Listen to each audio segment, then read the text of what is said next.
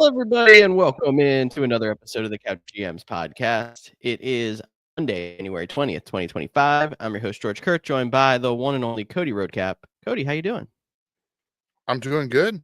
I mean, the Commanders won, so the Lions lost. So they had as many playoff wins as the Packers did this year. So basically, we had the same season. So the Commanders won, and you had a good time with that. And our faces are awkwardly at the top of the screen, so that means one thing. We have one more person with us today, the Fantasy Godfather himself, Marcus. How you doing? What's up, gentlemen? I'm doing great. I'm somewhere where I'm somewhere I never thought I'd be, so everything's great. You and I are talking on a Monday because once we start getting towards Thursday, Friday, Saturday, it might get a little bit more heated. Yeah, probably. Although I've already been inundated from all my fellow Pennsylvanians that are Eagles fans. So, well, I think you and I have some good debates. I mean, we heated, but I hope that it's not all bad. Yeah, no, George, you're one of the Eagles fans that I don't detest, so we're good. As an Eagles fan, that sounds like a victory to me. That's a compliment. It really is. Yeah. Well, a lot to talk about on the show as we're going to look back mostly, but we'll talk a little bit ahead on, conference championship weekend. But we're going to mostly look at some divisional matchup happened this past weekend, give some NFL news updates. Make sure you're following us at the Couch GMs on Facebook, X, Instagram, and because it's back, TikTok. I mean, it was gone for a while. I saw some of us missed it, but we're still here. You can always hit us in the DMs with any questions or fantasy advice, DFS, whatever it is that you would want when we're off the air. When we're on air, Mondays and Thursdays at 6:30 East, make sure you drop in your comments, and we will talk to you live. All right, gentlemen, why don't we sit back, relax, and chat.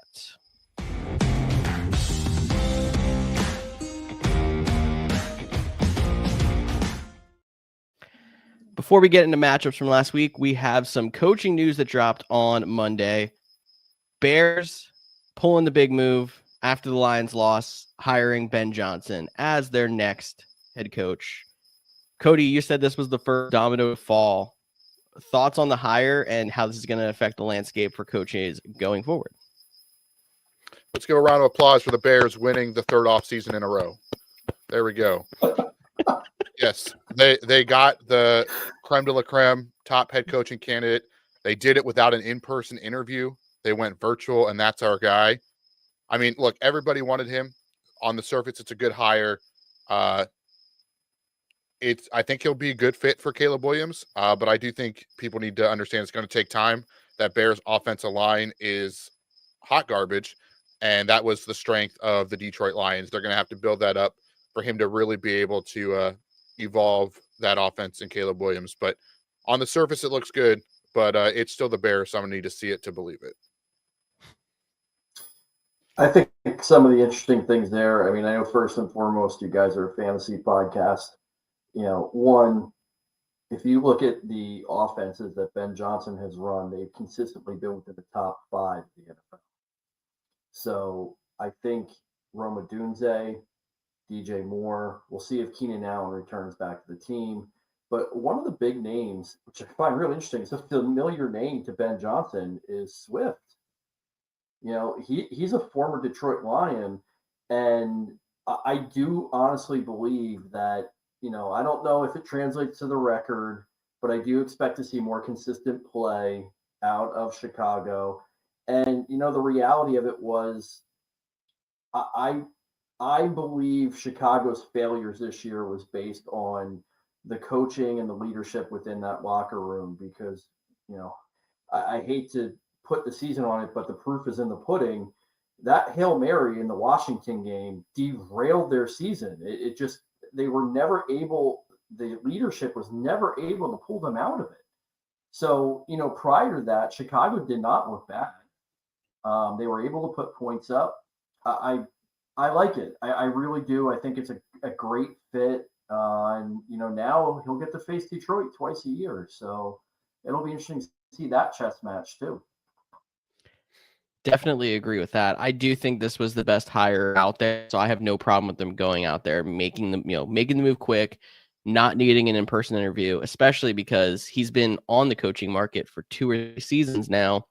And the only reason he didn't get a job is because he made the decision to go back to Detroit, not because no teams He also actually thought the wanted him. Commanders owners were basketball guys, so that wasn't a good spot to go to. So, Well, they're not good basketball guys. You can ask the Philly fan here. Ugh. They're not good hockey guys either, but I guess they're decent at it because they own in most of the major sports now. But anyway, Yeah.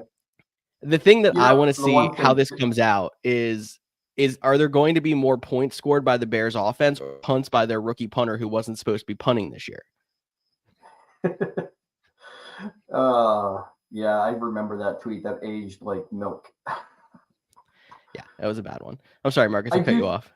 No, one of the other things too about this, you brought up the point that they made this move without even an in-person interview. And I think more and more the biggest joke in the NFL is this whole interviewing process. I'm sorry, but I think in most cases, these teams know who they want and they're going after the person they want. It's this weird song and dance formality. Look, as soon as Mayo was gone this year, I wish there was a betting line for it. I knew Mike Rabel was going to be the next coach of the Patriots. Like there's certain fits that just match. We all pretty much could have called it Ben Johnson going there to work with Caleb Williams. It's funny to me that we still think in this day and age that, it's up in the air. And I'm not going to say for some teams that they don't have it, but every year you see examples. These teams know who they want and they go get them. Yeah, for some teams, I still think they don't know. I mean, look at the Jets. Have they hired an entire notebook worth of names yet? Well, no, but Aaron Rodgers hasn't told them who to hire yet.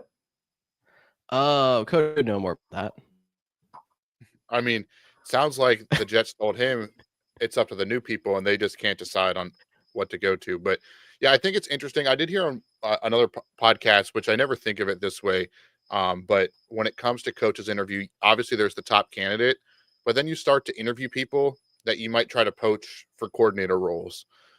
So, maybe the Bears, they were debating between Ben Johnson, but he was getting all the buzz for the Raiders. So they're bringing in some defensive minded guys. And then those other coordinators like that you don't hear about as much, but have offense experience to come in and be the play callers kind of thing. So just Mike kind of, McCarthy, if he doesn't get another job. not even him, but just like if I said Adam Stenovich, you guys probably don't know who that is, which is fine. That's the Packers OC under Michael LaFleur. He doesn't call plays. He got an interview with Chicago. Never seemed like he was going to get the head coaching job, but it felt like, if they got a defensive coordinator because they lost out on Ben Johnson, they brought in this guy. Hey, you can now call the plays. We talk to you, get a feel like that. So I think that's part of the interview process that's underrated sometimes, is just filling out your staff, and they just use the umbrella of head coaching interview. And I mean, we'll have to wait and see. I know Ben Johnson already talking about bringing in former Saints head coach Dennis Allen as the defensive coordinator and former Saints interim head coach Darren Rizzi as special teams coordinator, which I think will be a fun dynamic with them both back on the staff together. But they're the leading candidates to fill out that staff. And I guess the next question is, where do the rest of these guys fall now that the number one name on most teams' list is off the board? Exactly. I mean, there's a couple of veteran coaches that are still out there, but I threw on our rundown here that Lions defensive coordinator Aaron Glenn is doing 2 second interviews, one with the Jets, one with the Saints. So he's likely to land one of those 2 places. So we could spin this on like he was probably near the top of a lot of people's boards too, but also the Lions are now pretty much guaranteed to lose both coordinators after hanging on to them for longer than most teams would. Are you upset if you're the Lions and you lose Glenn though? Like, I don't understand why he is such a hot topic coordinator. The Detroit Lions have not had this stalwart defense. Now, don't get me wrong. They did a hell of a lot this year with all the injuries they had, but they've had years where they're healthy and it's a track meet. That's what Detroit has always been. It's a track meet. They just basically been able to outscore everybody. I don't see how he is, there's people out there that, if you're looking defensively, there are defenses out there that have been shut down throughout the season that I think would make a hell of a lot more sense. Yeah, I think the Aaron Glenn thing for me is when you hear about the players and how they respond. And I mean, Detroit in general, with Dan Campbell as their head coach, whether you like him, think he's overrated, whatever it may be, it's about the, gravitational pull, the rah-rah that he's able to pull with his players. And it sounds like Aaron Glenn is similar to that. The defense loves playing for him. You mentioned all the injuries too. And I also think he kind of gets a little bit of a pass is they are a, track meet team, but he wasn't the original guy. Aubrey Pleasant was there. He replaced him in the interim, then got the 2 full seasons now with them. So he's gotten the rise, and their defense has been better over the last 2 seasons. Not great, like you mentioned, but I think it's that how the players connect with him has been his biggest pull. And when you're on a good team, I mean, did anyone think Jonathan Gannon was going to be an elite head coach? But he took the Eagles to the Super Bowl with a kind of mediocre defense and ended up getting a head coaching job. And it's going to be the same thing. And I do think out of those 2, he ends up with the New York Jets. Interesting.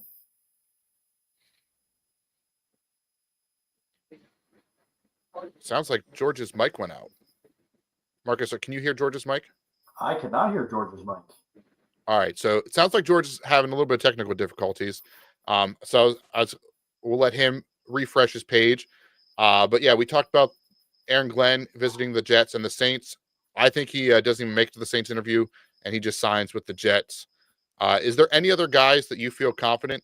I've asked George this that might be back in the near future, or have not back, but where you feel like they're going to go. Like, do you have a gut feeling on who's going to be the Jags coach or the Cowboys coach, or do you think those ones are still up in the air? Well, I'll say one name that I'm really surprised has gotten a lot of legs lately, and even to the point where he's on second interviews now, is Mike Kafka. Now, this is a name that's been brought up year after year, but the OC of the Giants, again, it's baffling to me. I'm not going to say that it doesn't work, but I'm sorry, did we see a juggernaut offense in New York this year? I mean, it was hapless at times. How many games did you have that you have an incredible rookie wide receiver, Malik Neighbors, not even involved in the game plan? So that one's a little bit baffling to me. I don't really understand that, but that's a name that's really been out there quite a bit.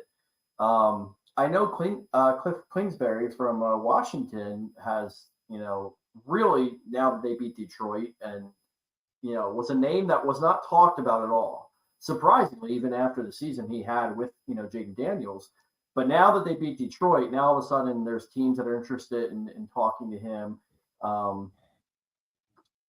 Joe Witt Jr. is another one, our defensive coordinator. Dallas supposedly is potentially interested in him. And a name actually that's really come up and is supposedly very strong in the Dallas consideration is former head coach and our current run game coordinator and assistant head. They give them all these titles now. But one of our senior offensive coaches, Anthony Lynn, who was before the coach of the Chargers, has a winning record as a head coach, 33-31. And supposedly there's a lot of interest there in Dallas with him. Back to the days when he was their OC years and years ago, was here that Marion Barber was a 1,000-yard rusher. So some ability there. I don't necessarily know, with Ben Johnson off the board and Rabel off the board, I don't know that there's a clear-cut favorite at this point. You have some of your retreads, McCarthy. I'll be interested to see if Robert Saleh gets any play at all, although my gut is kind of telling me I think he may reconnect with Kyle Shanahan in San Francisco. Yeah, I'm with you on Saleh. I know he has a second interview coming up with the Jaguars. And I think Jacksonville, now that they've missed out on Ben Johnson, that's going to be an interesting one. And then mainly the Raiders, what they're going to do now, because I feel like they went all in on trying to get Ben Johnson. And now they're kind of stuck. So I'm interested to see what happens there. But, we have all offseason to talk about I just wanted to coaches. throw one more out. I still think that Kellen Moore is 100% the favorite for Dallas. You think? Yeah, I do. Okay. It's such a Jerry hire. Well, you got a good point there. So. And Jerry would wait until after the Super Bowl to do it if they make it that far. I know sometimes that deters teams to have to wait that long, but Jerry would wait. Yeah, exactly. Let me ask you guys this. We're down the rabbit hole now. Mike McCarthy's gone. I know the only team that's brought it up is Sanders, is a potential connection with Sanders and Jerry Jones. But do you think Deion Sanders gets any? I'm going to put two names out there: Deion Sanders or Bill Belichick really has any serious consideration of coming back to the NFL this year? No, I don't think so. I think Sanders is going to basically see where his son goes this year in the draft. Like, say, for example, he goes to Tennessee, and Cody's like, he's never going to let his son go to Tennessee, but that's not the point. And then Tennessee next year is looking for a head coach. Like, that could be a fit. Yeah, you're thinking a year after the kid goes. That's my thought. I don't know if that's anywhere close to how it's going to happen, but unless we hear Dallas trades for the number 1 pick before they sign head coach. Yeah, but the thing about that though is, and I did not realize this, I just heard this a week ago, Dak in his new deal has a no trade clause. I was talking that up. I thought for sure, before hearing that, I thought for sure Dallas would reset. They would send Dak Prescott somewhere, I'm thinking the Raiders, and go all in and do that. Dak has a no trade clause, and apparently he has come out and said he wants to be a Cowboy his entire career.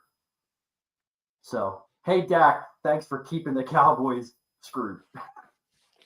I think, teams have no trade clauses, and I think if somebody he'd waive it depending for the right situation. It might not be a Tennessee to get that kind of thing, but yeah, that'd be interesting. But yeah, I don't think Deion is going to Dallas this year.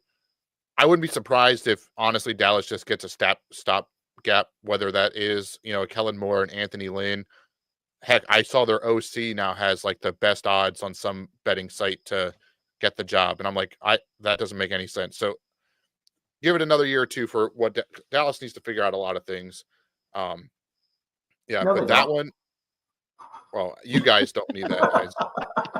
I'm with you. I don't like the Cowboys either, so they can stay in purgatory for as long as I can remember. But we're almost 20 minutes in, and we haven't even talked about the exciting slate of games that we got to witness this week. So let's start with the most watched game ever on ESPN. And that is the Houston Texans went to Kansas City.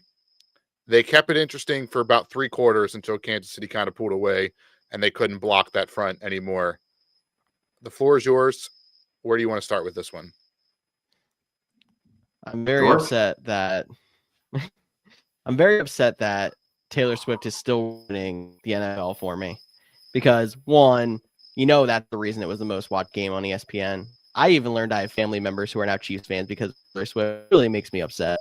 But anyway, the other reason, like Cody, you even said this to me. I think it might have been in the group where we watched Patrick Mahomes have another one of his vintage touchdown passes where I don't know how he made that throw to Kelsey, but it was beautiful.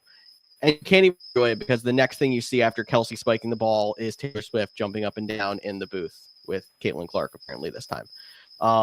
It's like, it's infuriating. And I have never been more of a Bills fan than I am in my entire life this week. Marcus? I think there's 2 things that come out of this game. First off, again, circling back to the whole fantasy aspect of it. I don't know, however this season plays out. We talked about the end of last year. Does Travis Kelce come back? Or is he going to hang it up? He was not.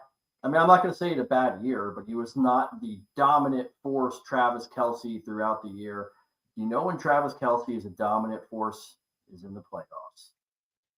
It's vintage Kelce, and I don't know if he's intentionally saving it up for the year and keeping his body fresh. Again, he's up there in age, but I'll tell you, Kansas City is definitely scary when you have the ability to throw to weapons. Hollywood Brown really hasn't made that big of an impact, although missing most of the season.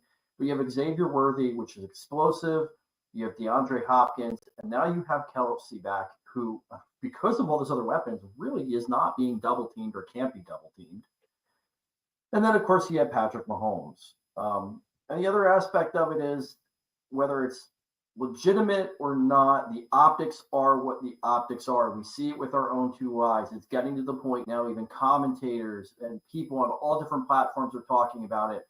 And the NFL really needs to do something about it because it just does. It looks, whether it's really happening or not, it looks like the Chiefs get favored every single week. The phantom hits, the phantom calls, it's not a funny joke anymore. And there's such an easy way to fix this. They have the expedited review and assist from New York. There's no reason these calls should be happening still. And if it's just to get, George talking about Taylor Swift, and if it's just to get the Chiefs there because of all the extra eyes they get on the game, I'm disappointed as a real NFL fan and the millions of us that exist out there that's what the game is being divulged to. That they're so focused on that and viewership that they're going to force this stuff in there. Again, not saying it's happening, but the optics, the eyeball test, it doesn't look good. And it's an easy way for the NFL to fix it. So NFL, Goodell, it's in your hands. Fix it. There's no reason you have to wait till the end of the year or next season. You're in games that matter. They're important. Have New York chime in and say, no, they never hit Mahomes. They hit each other. I understand it's difficult to see them on the field. It happens bang, bang. But again, you have people that can fix this very quickly. And that's a problem. That's a problem week to week when you already go into a game assuming you're playing against the refs for the integrity of the game. So I want to be careful because the way I say this, George will jump down my throat as being a Chiefs fan, and that is absolutely not what I'm trying to say. I'll spare you this time. You have a get out of jail free card. Go ahead. So are the penalties frustrating? Absolutely. The first one, the roughing the passer, frustrating. The roughing passer has been frustrating for 15 years, it feels like, since Aaron Rodgers broke his collarbone. And you know what? I agree. Could we review it? But by the letter of the law, you can't touch the quarterback's head. And although it looked like it was in the shoulder, his helmet went into Patrick Mahomes' face mask. He's going to get the call. He's Patrick Mahomes. Do I think it's, part of me wants to favor the guy for playing into the antics because he knows that this team, the Houston Texans, you talked about making a change. Algie Shair destroyed Trevor Lawrence 5-6 weeks ago. And the league's like, oh, you can't touch the quarterback when he slides. So what did Patrick do? He slid late every time.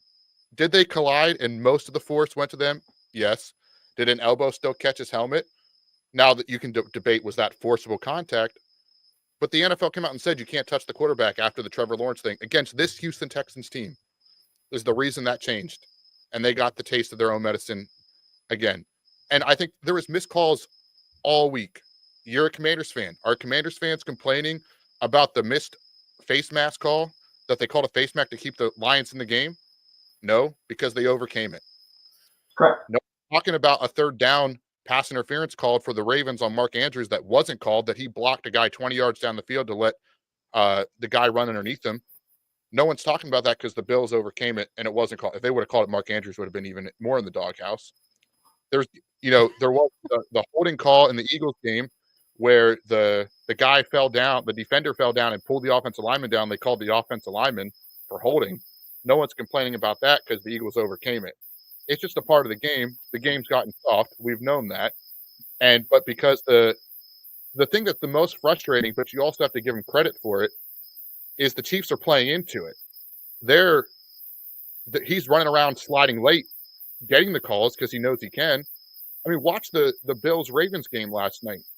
Josh Allen was begging for every little tic-tac-y call all night. Mhm. And most games he's going to get those.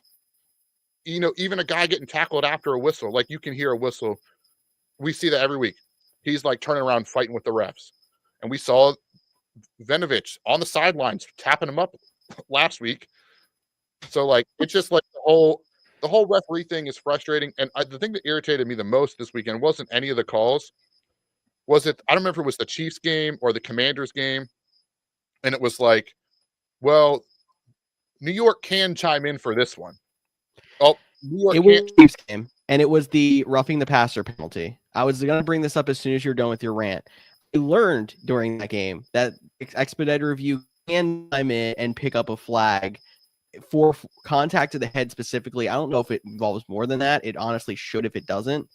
And you saw pretty clearly that like maybe he brushed his head. He basically missed. But they didn't pick anything up.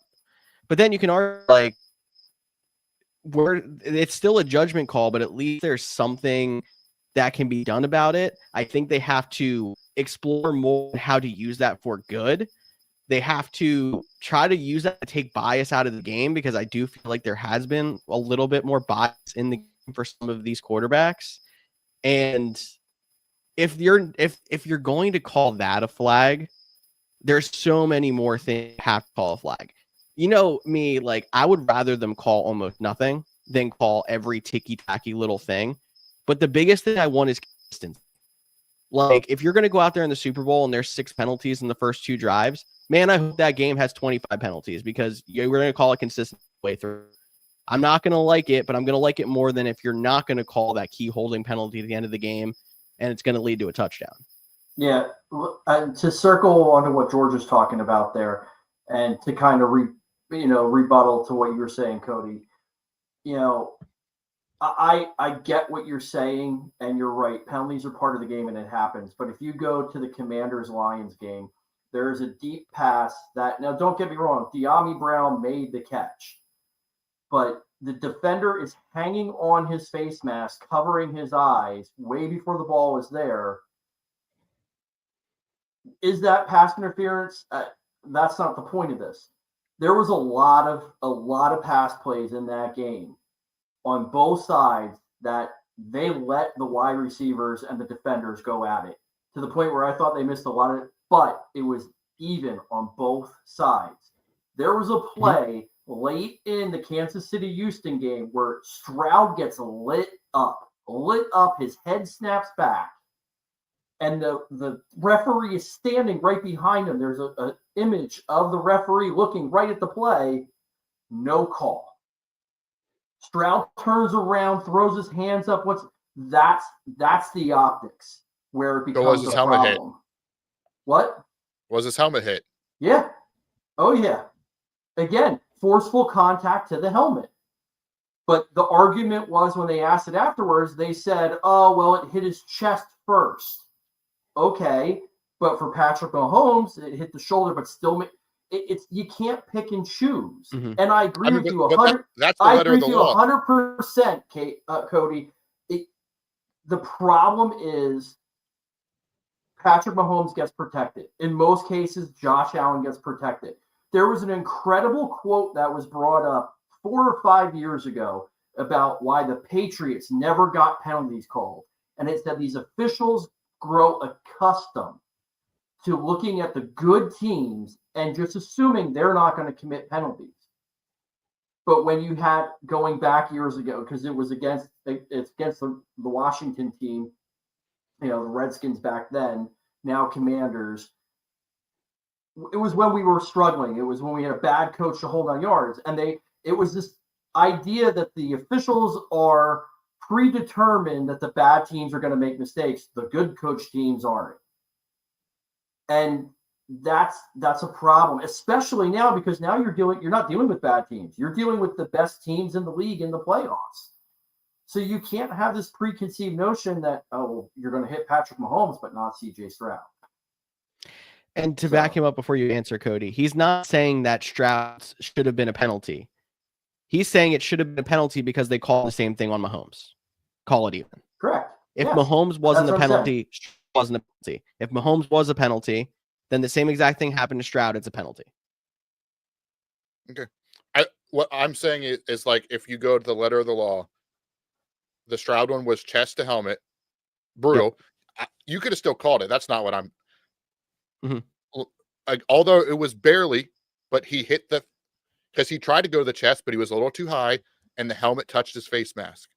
Again, I'm a Packers fan. I watched Clay Matthews get flagged for roughing the passer is one of the worst penalties in the freaking league.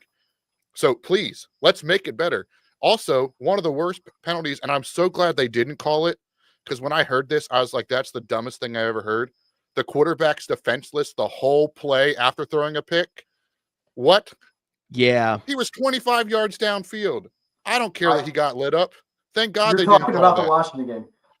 Cody, I agree 100% with the quarterback is defenseless unless, in my opinion, he is engaging in the play. It's different. I don't care if he is away from the play and not trying to make that tackle or whatnot. I agree 100%, because if you don't say that, somebody's going to go take him out for the sake of taking him out. I agree with that. Oh yeah. But I was yelling at the TV during the game when they were saying that he was going to try and make a tackle. I'm sorry, if you are now engaging, you are now a defender trying to make a tackle, and I'm sorry, you have every right to get lit up. It's just like if you go from a quarterback to a runner, your protections get limited. So that was, and I'm so glad I didn't call it, but that was the opposite. They're like, well, we can't review that one.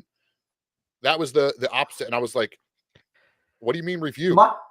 My whole point, because of the expedited review that they can pick up a flag. So you're telling me is they need to either cut this out completely and let it just be on the field, which is what they've been doing, or in my opinion, expand it and let the sky judge do more and try to make the game fair and by the rule book, which is what they're probably not going to do because that's a smart move. My point to this whole thing, again, I agree with you, Cody. And yes, I can actually remember times watching Clay Matthews get flagged for penalties going, what the hell? My point to this whole thing is it comes up every single week. And if us as the common fan can sit back and go, wait a second, this doesn't make sense. I don't understand how the NFL has such a hard time understanding, well, that was pass interference. It wasn't pass interference. Can we assist? Can we not assist? And eventually it's going to start damaging the product. Especially, and I understand. I don't want to take away from what the refs are doing on the field because it's very difficult for them to see some of these things. They're trying to police 22 guys, is what, 7 of them. Correct. But then that's when you have to bring them in the help to be able to, when in doubt, throw the flag. Let the booth pick it up before you call it. I don't even know like if I want the booth to get involved. In all honesty, because I think that adds more fuel to the fire of like calling play. Like, I don't know if that's the answer either. Like, because we're just going to get, oh, well, now New York's deciding everything is, we're going to feed into that narrative. But I agree. There needs to be something. Heck, make them full time. Like, we've been saying that for years. Yep. I mean, and we can't have refs telling players like they told Cam Newton, you're not old enough to make that call. That's been a problem for 10 years, 15 years. Like, correct. We've known that's a problem. And I think back to Marcus's point, the thing that, about knowing which teams and what refs just have to trust their eyes. And if they don't, just because they see something doesn't mean it's a penalty. They have to, like, maybe that's just as simple as, are you 100% sure that you saw what you saw? I personally, I don't have an issue with, I said this many a times, I think everything should be challengeable. And I know that seems extreme, but the fact of the matter is you still only get 2 challenges. And if you get them both, you get a third. So if you think there was a roughing the passer missed, you should be able to challenge it. If you think a penalty that was called is roughing the passer and isn't, you should be able to challenge it. And I don't understand how that's going to slow the game down, making everything challengeable. It's still the same amount of challenges. That, and on top of the fact, like, we experimented with this with the challengeable pass interference after the playoff game debacle in New Orleans a few years back, but they've gotten so much better with expediting challenges since then And you're still But limiting coaches to 2 challenges. I think that you do have the ability of, like, is a coach really going to take a risk on a challenge on this? George, there's one big difference though now to when they did that experiment. With that experiment, when they did that rule that you could challenge pass interference, it was still in the hands of the referee on the field to watch the video.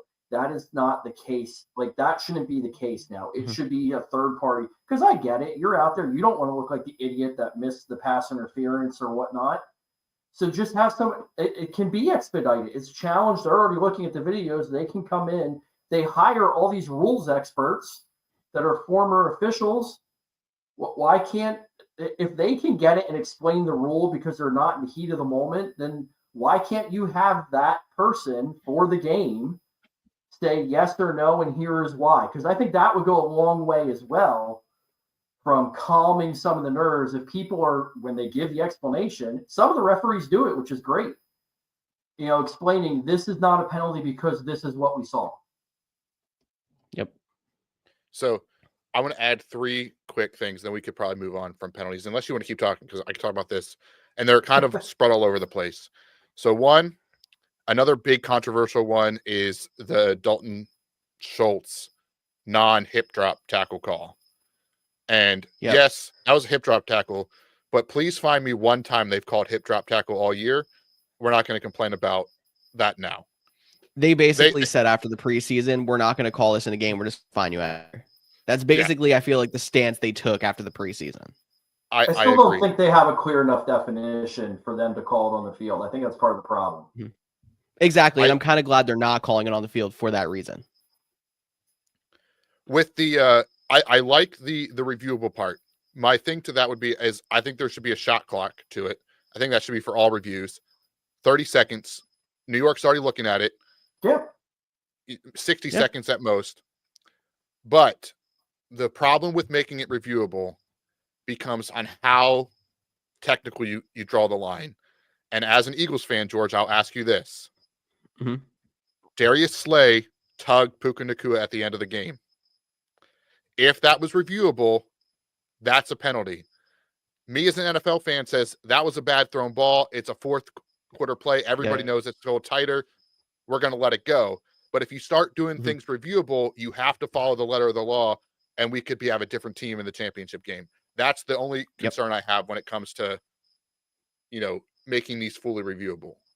To circle back with that, I agree Cody, then, I also think when you're going to make them reviewable, you have to make, and I know it's tough and it's arbitrary, but I don't think that pass was catchable whether there was a tug there or not. That was a horrible throw by Stafford.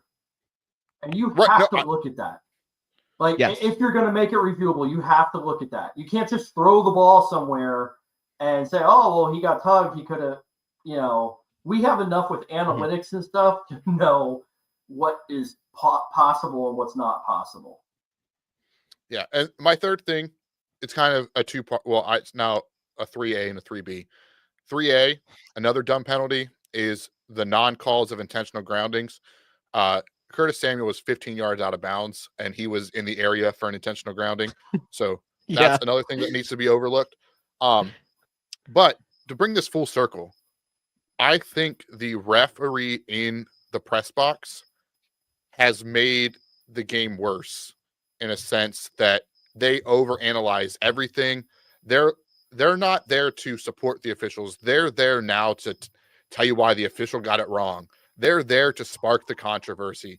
They're the reason that, we talk about the numbers they're going the opposite direction. They're causing more drama. Well, that's what what the officials on the actual TV broadcast, not the Sky Judge. No, I'm talking. I was gonna say the Sky Judge, I think, has made the game better because of the expedited reviews and cutting down on review time. But again, that's what they're being paid to do. Could you imagine? I would love to see it. I would love to see commentators for a game that did not have to worry about their job based on how they spun things. Because I think that would be an incredibly entertaining product to watch. But you see it all the time where they justify why things are happening. I'd love to have a commentator call the NFL out and be like, this is ridiculous. That wasn't a penalty. That's what I want to hear as a fan. But, they want to protect their image. So God forbid that can't happen. True. And that's the same thing. That, like you said, I think you're absolutely right. They stir up drama, Cody, but I think they're being paid to do that. I think that's what they want to see. And that's why that gets numbers people are higher talking. than ever. Yep. We just spent 20 minutes talking about penalties. We had 4 great games, and we talked about penalties for 20. We talked about Houston, Kansas City a little bit. Well, that's true. Yeah. We did. But and to keep us moving, why don't we move on to Commanders and Lions, and I'll give the floor to Marcus as you can talk about this game. I'll walk into this with the past 2 weeks as a Commanders fan have been wonderful for me because I'll tell you, it's been the past 2 weeks have been the most relaxing games I think I've ever watched. We came in with this team that's surprising. Well, but here's the thing: it was house money. We went from a 4-win team to a playoff team this year with a great young quarterback, a team on the rise. And if we would have lost in week 1, of course, you're disappointed as a fan, but I would have felt, the needle was pointing up. We're on the rise. That's great. I was on record and I said I didn't want to lose by 20 points against the Lions. And I didn't want them to hang 60 on us because, our defense is beatable. It absolutely has been beatable throughout the year. It's a different story now. Dan Campbell last year said to his team after the loss to the 49ers about treasuring it, and there's no guarantee. You are at a position now. The stress is there. This is not house money anymore. Just because we have Jaden Daniels, and yes, the arrow's pointing up, but getting back to the game to send you to the Super Bowl, getting back to a conference championship game is never guaranteed. For the most part, we've been fairly healthy throughout the year. Now is the time. You have to take advantage of it. This is the stakes are higher than they have ever been. So those beautiful 2 weeks of just enjoying football and watching it play out is gone. The stress is absolutely there. And with that being said, my hat is off to the defense, who absolutely kept an incredible Lions offense in check. Didn't stop them, but in check. They definitely did some things to confuse. And I think really what played into the victory, and I honestly believe this is going to be a similar blueprint to what they'll need to do if they want to advance to the Super Bowl, is they got on the Lions quick. They took the Lions out of their game plan. They rattled Goff a little bit. It wasn't what they were expecting, how things played out. And I don't think the Lions ever fully committed to dictating the game like they've done so many times. And I think it caused Goff to press. It caused him to force some things. You saw our defense be opportunistic. Those turnovers, we talk about all the time, mistake-free football, and whoever wins the turnover battle most likely wins the game. And that was so evident in this game. Jaden Daniels, look, he's not going to be the MVP of the league this year, but it would not surprise me if he gets a vote. He's had an incredible year. I don't think he deserves to be the MVP of the league. He's not there yet, but he really, it's amazing to me because he does not seem to get rattled. And that quality in a quarterback is not something that can be coached. That's in his God-given ability and within him. And as a fan, I feel very lucky that we have him. And now we have a hell of a test coming up this week. And for Detroit, I don't know. Yeah, they had a hell of a year. They had more. I think they held the record now. I think they have more players on IR this year than any franchise ever before, and maybe that's skewed because you can pull people off now. But I mean, they still played a hell of a game. But the sad part about this is I do think Detroit's starting to kind of get to the point where they're at the precipice. I don't know if they're going any higher. So, if it wasn't this year, like we said, most likely they're losing both coordinators. David Montgomery will be a year older. Goff will be a year older. It's going to be tough for them. They're a damn good team, but as we saw this year, it's not like their division's a walk in the park. So, my heart goes out for them. I know they were the darlings of the NFL, but I'm not going to cry too much because Washington Commanders are at a place no fan thought they would be this year, and that's one game away from playing for a Lombardi Trophy.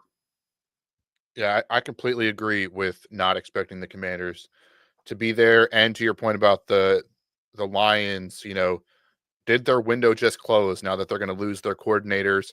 Goff's another year older, had a terrible big game. How do they respond? Only time will tell.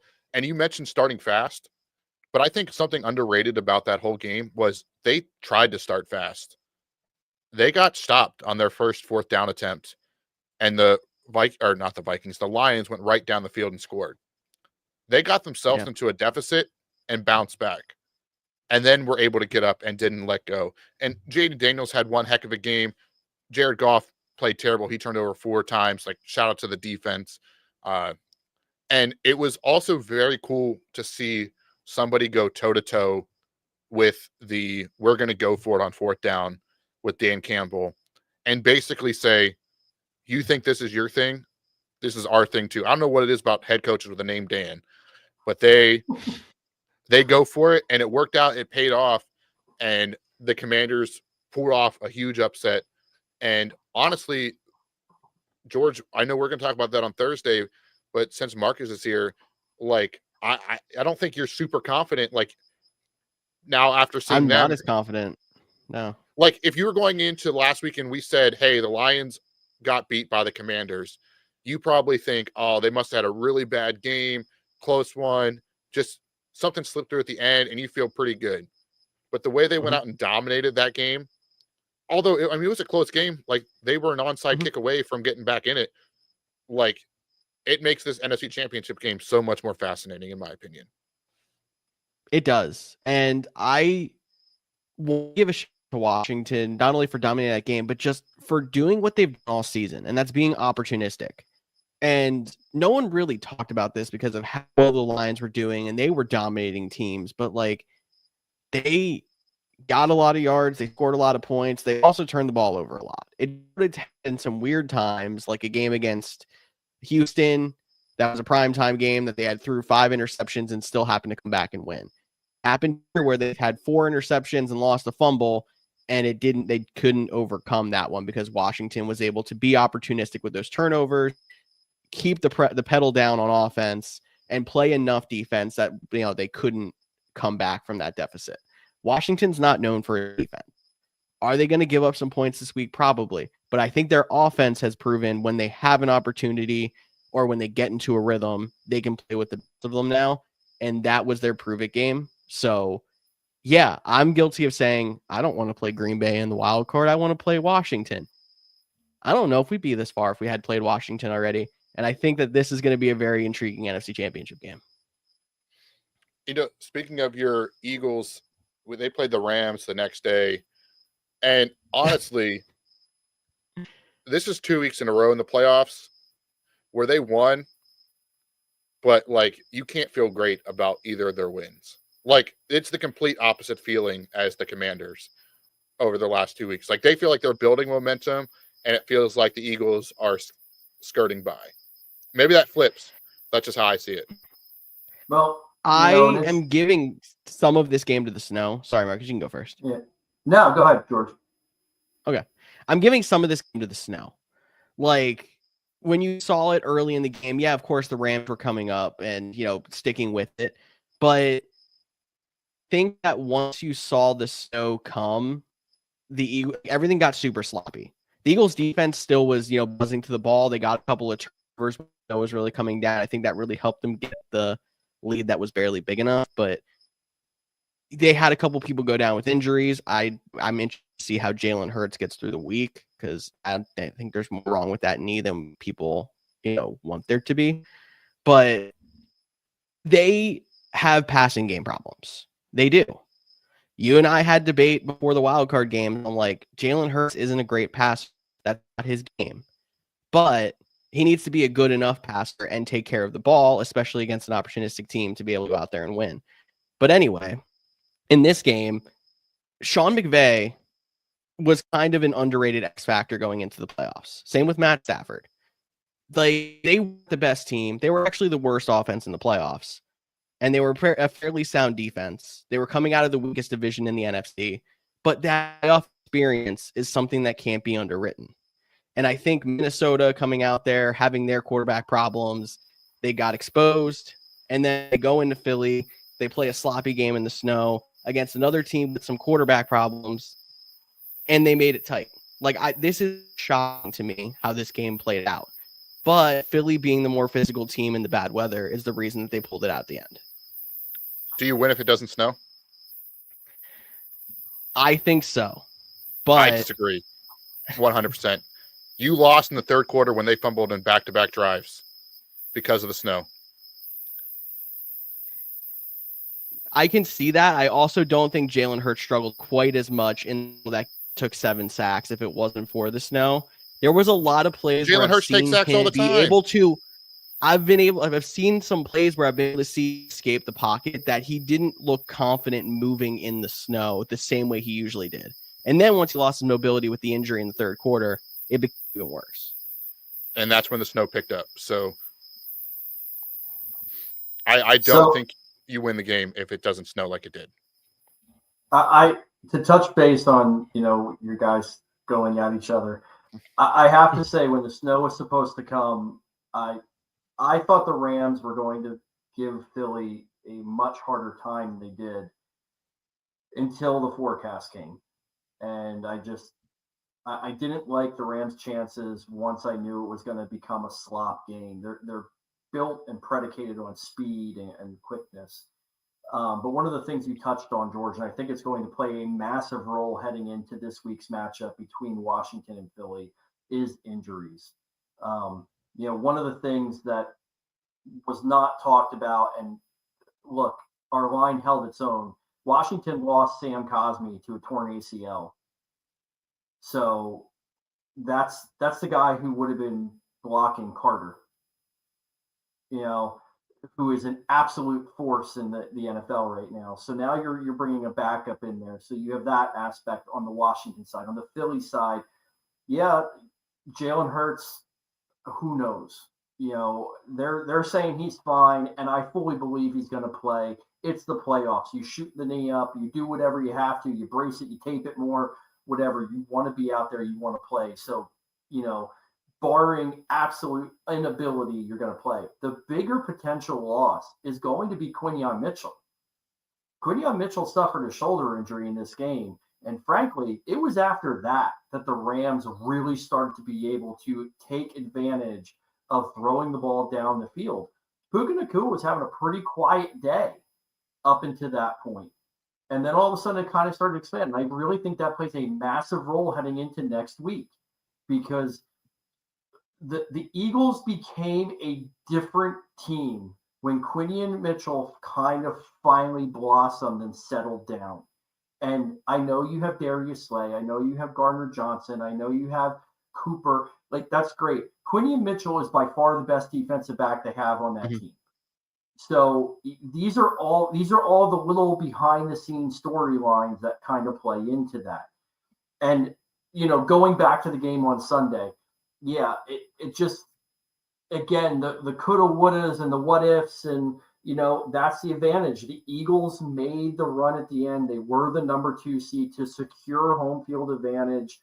I don't know if it plays out differently if it's in LA or in a dome or better weather, but that's a home field advantage. That's, Cody being a Packers fan, we've talked about Lambeau Field and the special advantage that has, Buffalo, there's a reason why these people want these open air stadiums still. And yeah, it definitely played to Philly's advantage. They have absolute maulers on their offensive line. I don't think any player on their offensive line is under 300 pounds. They're the most dominant offensive line in the league, and they have an incredible running back in Saquon Barkley. So actually, I think the biggest thing that was the reason the Rams lost. Saquon Barkley played the Rams twice this year. He ran for 200 yards or more both times, and he scored 4 60-plus yard touchdowns against one team in the same season. That's unheard of. The Rams couldn't stop the run. Except when they needed to get the ball back. They absolutely did. One time, yes. Barkley was not having. He had the big 60-yard run in the first half. Outside of that, he had a very pedestrian first half. Then it started to snow, and he got going, and he had another big run. And then they needed to lock him down, and they did. Look, I get it. You're an Eagles fan. You want to be hyped, and you should be hyped too. You beat us. I understand. I can't be talking this much crap, but I am. The snow made a huge difference in that game. And also, got to give a shout out to Jared Verse. He talked his smack about the Eagles fans and all that, and he went into Philly and backed it up. It didn't result in a win, but I have to give a shout out to that man for taking not normally good things happen when you talk bad about the Eagles fans, and he played lights out. Definitely was great. And Barkley was fantastic, but that's the point. You needed Barkley to have 200 plus yards to go out to have another amazing game to barely squeak by the Los Angeles Rams. That's just what my saying is. You got the win, and we've already been chatting. No. That's the space bar. But like that's just to my point of like this team has been playing not great football, but they're still winning. And again, don't apologize for winning. But that is my concern with them going forward, whether it's this week against the Commanders, they skate by again and have to play either of the teams in the AFC. And heck, if they go on and win 4 games, you'd be like, it doesn't matter. We don't apologize for winning. But there's a lot of flaws in their game the last couple of weeks that would have me concerned. It's 100%. Look, I get what Cody's saying, and you have to take into account all the things that predicated into that. You know, was the reason they were able to kind of bottle up Saquon Barkley was because they knew Jalen Hurts couldn't run and wasn't really able to pass because of that. And, you know, there's so many things. It's that perfect storm you play out, but that's the NFL. You know, you have to take advantage of those things. I will tip my hat to Philly's offensive line and Barkley for being able to make it happen when it counted.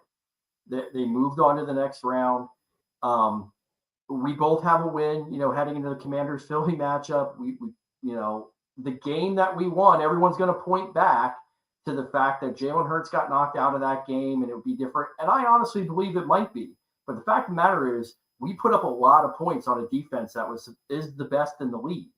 So it's going to be an entertaining game. I honestly kind of hope for the sake of the entertainment that everybody is healthy or as healthy as can be to really be able to go after it and put the best team forward into the Super Bowl.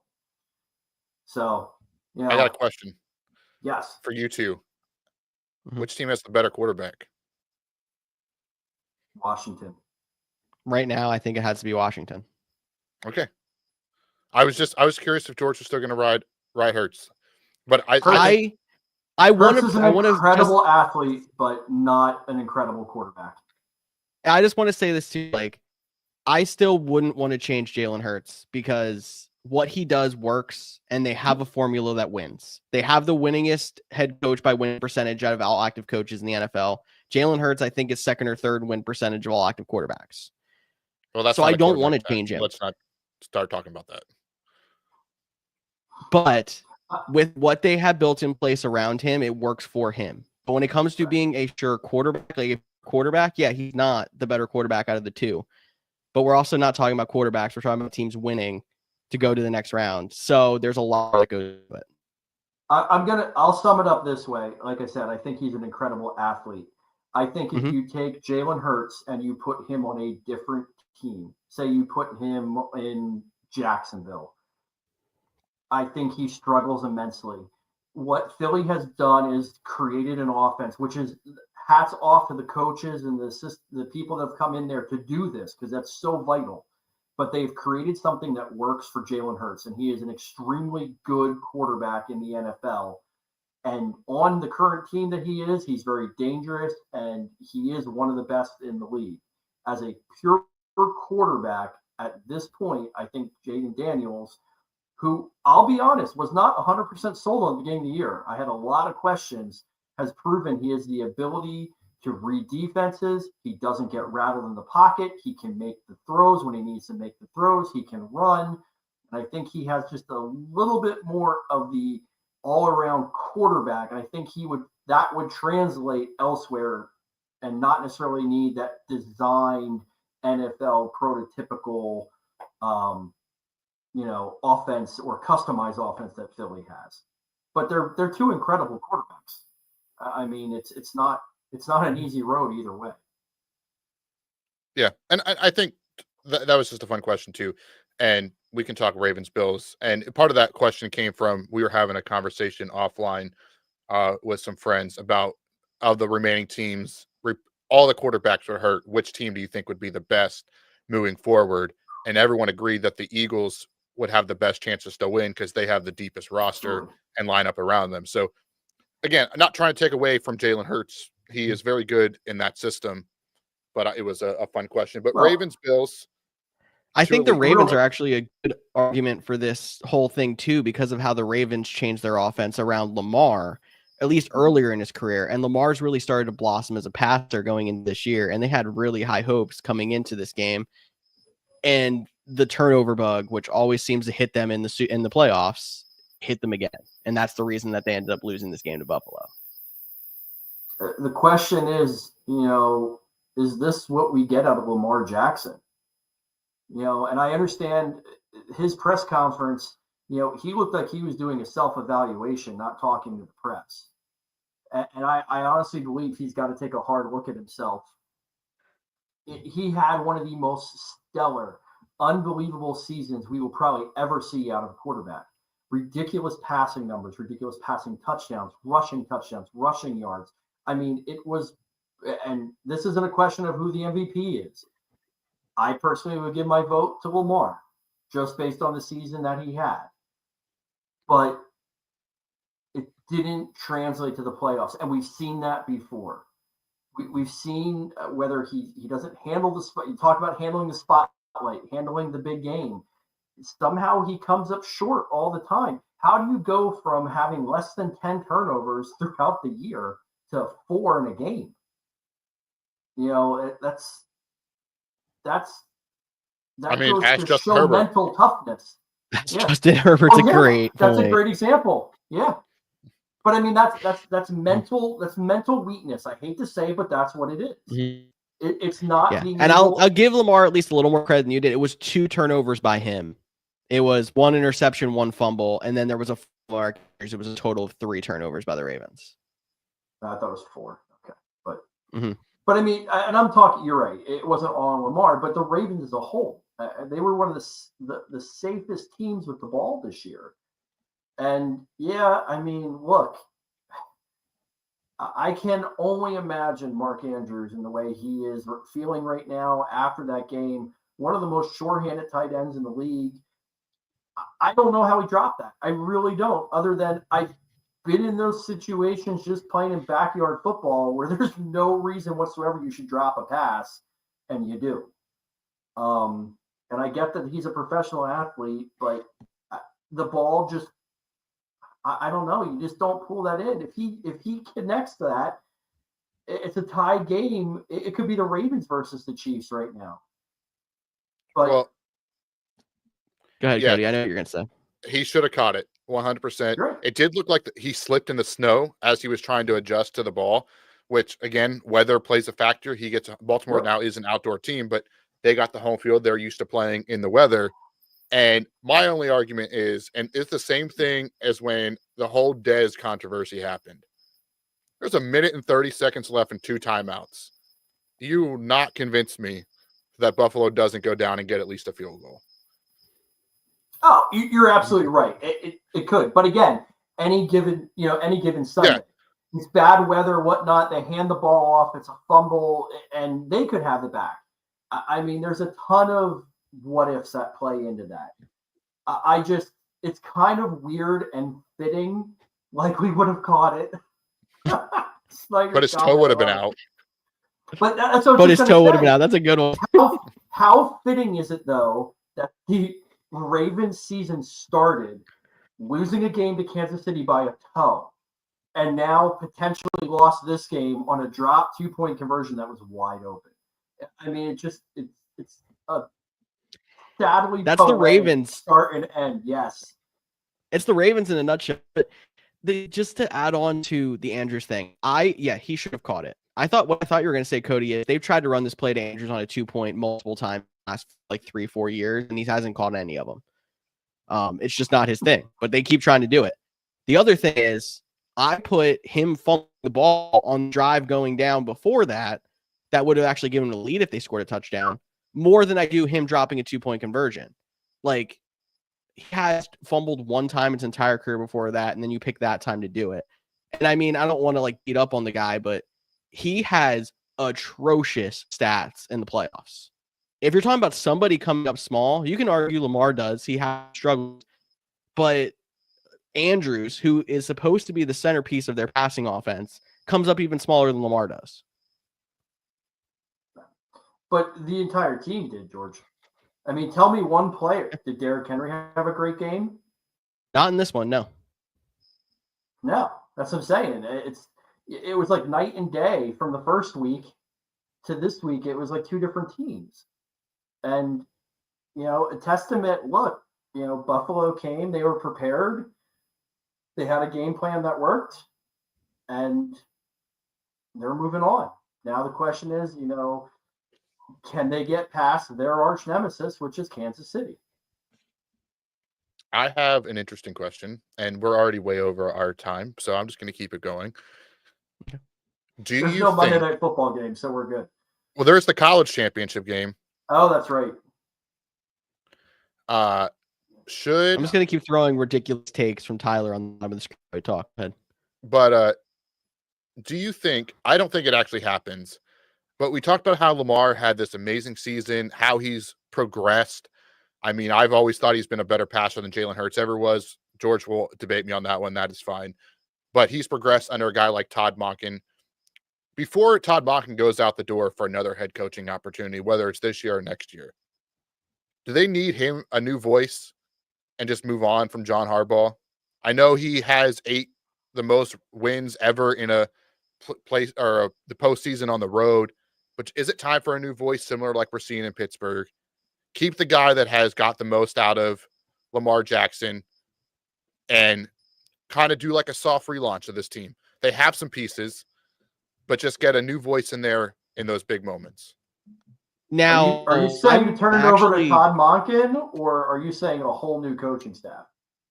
I'm saying Todd Monken for this one. If you think it'd be even better to do a whole new coaching staff, because Lamar's had 2 MVP seasons with Todd Monken now as his OC, assuming he wins this year. 1, maybe 2. So just keeping the guy that's gotten the most out of him and then bringing in someone else as, defensive coordinator. I don't even know what Harbaugh does. Maybe he still coaches the team.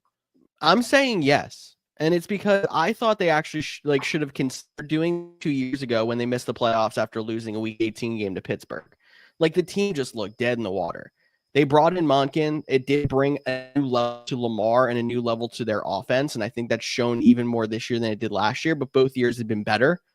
But they were at a point this season, the most infuriating team in the NFL because they were just undisciplined. They had so many penalties. They would shoot themselves in the foot so many different ways. And I think the point when you're talking about fundamentals and mindset, it comes down to the head coach. And I think Harbaugh is a fantastic head coach, and he could end up pulling an 8 and going somewhere else and having 2 Super Bowls. But I think his time is up, or at least should be considered to be up in Baltimore, because there's just thing that you look at that team and you're like, they're way too talented to be making some of these mistakes. I'm going to go the opposite way. I'm going to say, no, you can't do it. And I understand the frustration. I get, even the Pittsburgh fans that are out there saying Tomlin should go. The fact of the matter is, and you're seeing it this year in Washington, the difference of the right head coach. Baltimore has been in the hunt, has been in the mix year after year after year. The reality of this is the odds of you hitting and taking the next level are so slim, in my opinion. The one time it's happened is when the Tampa Bay Buccaneers were turned over from Tony Dungy to Gruden. You can argue the Steelers did it. Yeah, but that was different, though. I mean, it wasn't like Cowher was a bad coach. It was just Cowher moved. It was he was moving on. Fair. It's again, Steelers only had 3 coaches in their entire life. So that's a poor example in that aspect. I mean, they're the staple of stability at the coaching position. But my point is, the Colts did it. They traded for a coach. Or not the Colts. I'm sorry, Tampa Bay. Tampa Bay did it. They traded for a coach. Who are you going out and getting and replacing him with? And I understand Monken, but he has no head coaching experience. Interim, but I'm saying there's no extensive proven record. I don't think you do that and run the risk of it all falling apart in Baltimore. No, I definitely hear that, and that the Georgia's answer might even be different on Thursday, right? We're not one day removed from the game. You get to think on it and be like, oh, well, maybe if they had Zay Flowers in there, they had another guy that was banged up, injuries just caught up to them. Like you mentioned, Andrew's second fumble comes the worst possible time. What if they recover the onside kick? There's a lot of what ifs, and that's for every team every season. So it's probably not the right move. I mean, if you get someone to give you 2 first-round picks for Harbaugh, then maybe we'll have that conversation. But or that, yeah. Yeah. But that's how you retool and make your team even better. If somebody wants Harbaugh, and your voice won't make Andrews catch the ball. I mean, he still led the team in receptions. So on the day, here's just caught a different, the most important one. Here's a spin on that, and maybe it's unfair to put this all on Andrews, but Andrews is getting up there in age. He's a little bit older. I'm not saying he's aged out, but he's a little bit older. Does it make sense maybe to move on from him? Trade him somewhere. It's not like you don't have a plethora of really good tight ends sitting behind him. You have Likely and you have Kohler, who, frankly, I would love to have Kohler on my team, and he doesn't even get used. So, if you have somebody that's willing to give you a high second round pick for Mark Andrews, maybe that's the move you make to try and mix things up a little bit. I still think they need a prototypical big body wide receiver, though. I think that's the one thing they are missing there. And that's what they're trying to use Isaiah Likely as. And it's just, he's a tight end. He's a tight end. He doesn't have that Lankley prototypical bit, the Jefferson build, the T. Higgins build. Yeah. So that'd be fascinating if they stole T. Higgins from Cincinnati. That would be interesting for sure. But I don't know. Really quick, we should talk just really quick Buffalo before we get out of here. I think they played one of their uglier games of the season. Like, they moved the ball when they needed to. Like, they weren't flashy at all. Josh Allen threw for 127. No one was super effective running the ball. Even Josh Allen only averaged 2 yards per carry with his 2 touchdowns. Like, I think their wide receivers not being, as elite as we thought that, they had back when they had Diggs probably shows in a game like this. But at the same time, they come out winning because they're just efficient and they make plays when they have to. And I think it's going to be interesting seeing them matching up with Kansas City, who's been playing the exact same way as that the entire season. As I say, isn't that just Buffalo, though? I mean, Buffalo you can't really identify what Buffalo is this year. Are they you can say team? That, but then you look at Allen's done solid numbers wise. Like, he's not been it hasn't looked like this the whole year specifically. I'm saying 1 week it'll be a running game, and it's Cooks that's ripping off these huge chunks, and he scores 2 touchdowns, and then Davis gets a touchdown, and it's like, who, Josh Allen, who? And then there's a game that, all of a sudden it's you're mixing the ball around to 5-6 different wide receivers. Then you have the big game that, you have the rookie and Cooper, stretching the field and these big there's never been this coherent week after week. This is Buffalo's formula, but yet somehow, and this is Josh Allen's argument for MVP, he has orchestrated the offense to produce points The defense makes opportunistic plays, and they're winning. Yeah, I think it's going to be a real fascinating game on next week between them and the Chiefs. I think we could, if you told me the final score was 13-10, I would believe you. If you told me the final score was a 35-28 shootout, I'd believe you. Like, I think which one of these teams shows up, what do we get in the playoffs is going to be super fascinating. But before we wrap up, is there any last words either of you would like to throw out there into the podcast sphere? I'll just say we have 4 teams that are left: the Bills, the Chiefs, the Commanders, and the Eagles. And the interesting fact of them is during the playoffs, none of them have turned the ball over yet. So to me, that is a testament to why these 4 teams are still there. I said it earlier in the podcast. It's going to come down to the team that makes the fewest mistakes, whether that's penalties, whether that's turnovers. That's who's going to go on. And for the 4 teams that are there, this is an opportunity that you don't always get. So I think you're going to end up with 2 incredible games. You have a divisional game. Let's face it, the Commanders and Eagles, there's no love lost there. And then you have the arch nemesis right now in the AFC between Mahomes and Allen, and they've already given us classics. I think it's can't miss, football for this coming Sunday. And regardless of how it plays out, it's going to be an interesting pairing in the Super Bowl. That's for sure.